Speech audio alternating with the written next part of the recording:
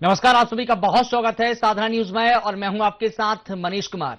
मुख्यमंत्री डॉक्टर मोहन यादव सोमवार को दिल्ली विश्वविद्यालय के शंकरलाल सभागार में मध्य प्रदेश के अध्ययनरत छात्रों के संगठन मध्यांचल स्टूडेंट एसोसिएशन द्वारा आयोजित मध्यांचल उत्सव 2026 को संबोधित कर रही थी।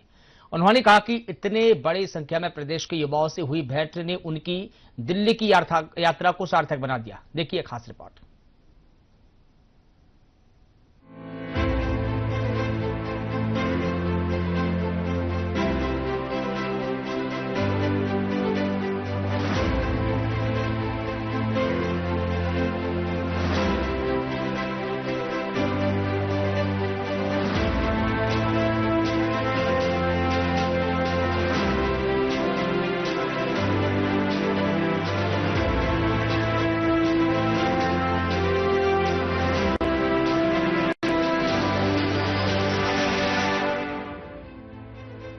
मध्य प्रदेश के मुख्यमंत्री डॉक्टर मोहन यादव दिल्ली दौरे पर है, जहां दिल्ली विश्वविद्यालय के शंकरलाल सभागार में मध्य प्रदेश के अध्ययनरत छात्रों के साथ मध्यांचल स्टूडेंट एसोसिएशन द्वारा आयोजित मध्यांचल उत्सव 2026 को संबोधित किया।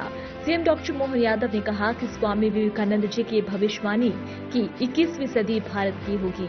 आज यशस्वी प्रधानमंत्री नरेंद्र मोदी जी के नेतृत्व में साकार होती हुई दिखाई दे रही है। प्रत्येक वैश्विक मंच पर भारत ने अपनी साख स्थापित की है और प्रधानमंत्री मोदी विश्व के सबसे प्रभावशाली नेताओं में शामिल है। भारत आज नैतिक ताकत के आधार पर विश्व का नेतृत्व करने की दिशा में आगे बढ़ रहा है।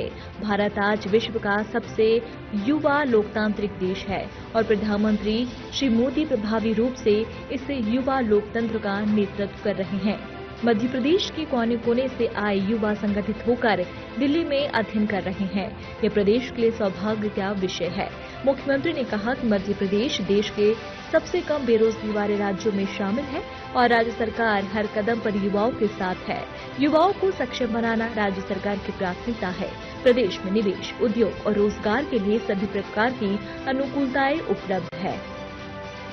शास्त्रों में लिखी वो पंक्तियां एतद देश प्रसूतस्य सकाशाद अग्र जन्मनः, कि इस देश का जन्म तो विश्व को नेतृत्व देने के लिए हुआ है। उस मृत्युंजय राष्ट्र भारत के हम सब लोग और उस भारत देश की भी हृदय स्थली मध्य प्रदेश, उस मध्य प्रदेश के कोने कोने से दिल्ली को अपनी कर्मभूमि मान करके विद्या अध्ययन के लिए अनेक अन्य कामों से इस दिल्ली के हृदय स्थली पर बैठे हुए मध्य प्रदेश के सभी युवाओं को मेरी ओर से प्रणाम। आज के इस कार्यक्रम में जब सभागार में हम सब आए तो दिल्ली के इस सभागार के अंदर भी मध्य प्रदेश की खुशबू आ रही है, क्योंकि पूरा मध्य प्रदेश का लघु रूप इस सभागार में मुझे दिखाई पड़ रहा है। क्योंकि मैं जब आया तो मैंने सब लोगों से परिचय किया। किसी ने दतिया का परिचय दिया, किसी ने उज्जैन का परिचय दिया, किसी ने भिंड का परिचय दिया, किसी ने महाकौशल के किसी जिले का परिचय दिया, किसी ने मालवा के किसी जिले का परिचय दिया, किसी ने मध्य भारत के भोपाल का परिचय दिया।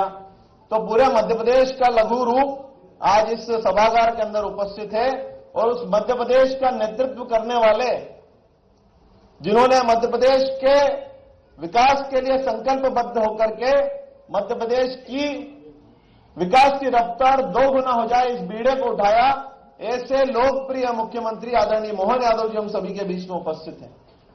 आप सभी को बहुत बहुत नमस्कार और आदरणीय मोहन यादव जी का यहाँ पे दिल्ली विश्वविद्यालय में मैं भी बहुत स्वागत करती हूँ और आप सबको बधाई देती हूँ कि आपने मध्यांचल जो है दिवस और जो उत्सव है वो सब मनाया। तो युवा जो शक्ति है दिल्ली विश्वविद्यालय की, उस सबको बधाई देती हूँ और ये बहुत ही पावन जो है देवभूमि है। मुझे भी मौका मिला यहाँ पे जो ओमकारेश्वर और महाकालेश्वर और बगलामुखी टेम्पल जो है दतिया में जाने का और कई रिसर्च इंस्टीट्यूट्स में जाने का। तो बहुत ही मुझे लगता है आगे देश की उन्नति में मध्य प्रदेश की बहुत अहम भूमिका रही है और आगे भी रहेगी। इसी के साथ मैं आप सबको बहुत बहुत बधाई देती हूँ। मध्यांचल उत्सव मध्यांचल समिति द्वारा इसी के बैनर तले मध्य प्रदेश के अलग अलग अंचल के सारे विद्यार्थी यहाँ मौजूद हैं। माननीय संगठन मंत्री जी मौजूद है।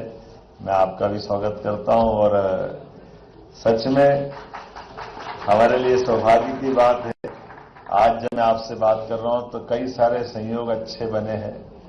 एक राजनीतिक पार्टी जो दुनिया की सबसे बड़ी राजनीतिक पार्टी है, उसके राष्ट्रीय अध्यक्ष बनकर के ये दुनिया का, खास करके इस संदर्भ में बोल रहा हूं, मैं दल के कारण नहीं बोल रहा हूं, दुनिया का सबसे युवा देश भारत और दुनिया के सबसे युवा देश में भी दुनिया का सबसे बड़ा गणतांत्रिक देश, लोकतांत्रिक देश भारत और दुनिया की सबसे बड़ी राजनीतिक पार्टी भारतीय जनता पार्टी का युवा अध्यक्ष आज अपने दायित्व का निर्वहन करने जा रहा है। जोरदार अभिनंदन माननीय मोदी जी के लिए। इस नाते से हम विश्व पटल पर वो 3-4 स्वनाम धन्य हस्तियां देखते हैं और उनके दिए गए वक्तव्य, उनके किए गए, उनके देश के संदर्भ में वैश्विक पटल पर जब वो अपने निर्णय लेके दिखाते हैं तो 2-3 देशों में से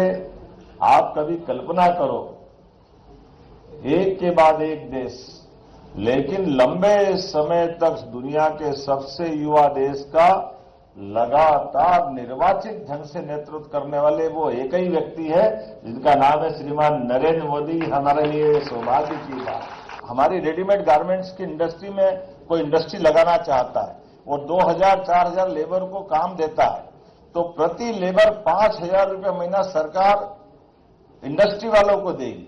इसमें इंडस्ट्री भी उनकी, इंडस्ट्री की कमाई भी उनकी, उससे निर्यात करना, अपने प्रदेश में खपाना, देश में खपाना, ये भी काम उनका। लेकिन चूंकि वो रोजगार दे रहे हैं तो रोजगार देने के बलबूते पर बीजीएफ पर पर्सन हमारी तरफ से सरकार के माध्यम से इंडस्ट्रियलिस्ट को देंगे, वो युवा उद्योगपति को देंगे ताकि वो अपने रोजगार के माध्यम से लोगों की जिंदगी बेहतर कर सके। इसलिए एक सेक्टर नहीं, अगर होटल खोलना चाहता है, होटल में भी बहुत रोजगार होता है। 50 करोड़ की होटल डाले 15 करोड़ माफ, 100 करोड़ की होटल डाले 30 करोड़ माफ, हॉस्पिटल डाले, हॉस्पिटल में 100 करोड़ का डाले तो 30 करोड़ माफ। ऐसे एक नहीं, 40-40, 60-60% तक की सब्सिडी लगातार सरकार के माध्यम से हर सेक्टर में, माइनिंग का सेक्टर हो, एनर्जी का सेक्टर हो, हर सेक्टर में मध्य प्रदेश आगे बढ़ रहा। आज की स्थिति यह है कि हमारे पास पूरे देश में सबसे सरप्लस बिजली कहीं है तो मध्य प्रदेश के पास है। ये हमारे लिए सौभाग्य। दिल्ली की मेट्रो ट्रेन भी चल रही है तो मध्य प्रदेश के करंट से चल रही है। हमको मालूम है मध्य प्रदेश का करंट बंद हो जाए तो मेट्रो को संकट आ जाए।